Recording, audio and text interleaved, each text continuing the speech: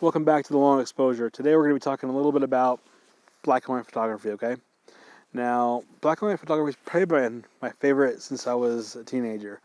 I just love black and white. The contrast, the lines, the artistic ability that you have when you use black and white is incredible, okay? I like color, but honestly my love for photography came because I was using the darkroom almost every day for about 2 or 3 years straight. Unfortunately, right now I don't have any access to a darkroom, but you using digital can benefit highly from using black and white, and I'll tell you a couple of reasons why right now, okay? I just want to make sure that doesn't hit my car. I think we're good. Before I begin, check out the description down below for links to my bookstore, as well as subscribing. Don't forget to subscribe, okay? Now, black and white is highly useful for learning photography for a few different reasons, okay? First, it takes away a lot of distractions, okay? Color can be very distracting, believe it or not, okay? It doesn't seem like it is, but color can distract you from true fundamentals of photography, okay? When you're using black and white, wow, okay. When you're using black and white, you are focusing on lines, you're focusing on contrast, you're focusing on frames, you're focusing on the subject, you're focusing on what is the basics, what are the fundamentals here that look good. Okay, you're not focusing on, does that blue match with that red in the picture, or does that green look okay with that orange, or whatever. It's truly just the fundamentals. You're framing that subject. You're making that photograph using those lines, the contrast, and everything else, the fundamentals of photography. Okay, so if you can understand black and white, and you can use black and white, you can go on into color at a highly advanced level than going from color into black and white, okay? So I started in black and white like 17 years ago. Seems like a long time, but 17 years ago when I started in black and white, learned all the basics. I taught myself for the most part, took a couple classes, but for the most part, I taught myself using black and white, learning leading lines, learning contrasts, learning exposures, learning compositions, learning the darkroom, learning what happens in the camera and how that affects the darkroom, okay? And that has carried across into, Lightroom and Photoshop for the most part, even though I prefer the darkroom, even though I don't really have a chance to use it that often anymore. But, sorry, I'm trying to get my keys out here and have to honk at these people. Anyways, guys,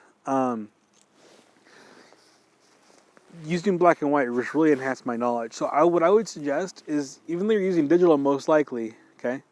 If you're using film, great, that's awesome. But what I would suggest is go grab your camera, turn it to black and white, even if you're shooting in RAW, go out there and use black and white, okay? Observe how much more you notice those lines, okay? Notice how much more you can notice those rule of thirds and how it affects your photographs.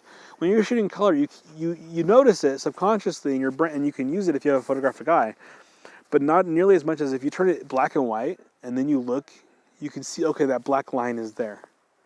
And maybe that black line's a different color, maybe it's a red or maybe it is black, whatever, but you can see much more clearly how your photos are composed using black and white because of those contrasts. For example, in this background right here, the snow is going to be white, those trees are going to be gray, those leaves are going to be gray, the trees are going to be black, the mountain back there is part of them are going to be black, some of these light areas are going to be gray.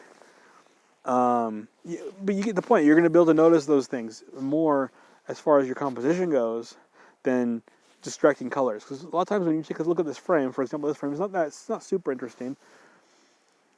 But you turn it black and white, that might be a little bit more interesting. Who knows? But the point is, you're going to see the flaws and you're going to see the strengths of that composition a lot more in black and white, and you're going to be able to learn from that, train your eye better, and then when you go to shoot colors, honestly, color photography is really great. And I love it. That's what I do mostly now, unfortunately, actually. But once you get a black and white mind, as far as shooting goes in photography, when you go into shooting color, your mind will look both ways. And what I do when I shoot almost every single photograph that I shoot, I go, how would this look like in black and white? I look at that in my mind, and I visualize that, and I go, okay, it looks good. And I shoot it. Okay? And what that does is I get much more powerful, much more strong photographs by doing that than I would if I just went out there and shot color and said, okay, this looks good. Anyway, guys, until next time, please subscribe. Check out the links in the description for those books. and please check them out. I think you'll benefit highly from them. And don't forget, go out, shoot black and white, and see how much more your actual color photographs improve as well.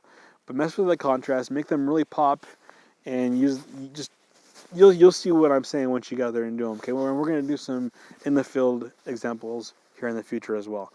Anyway, guys, until next time, please subscribe. Talk to you guys later.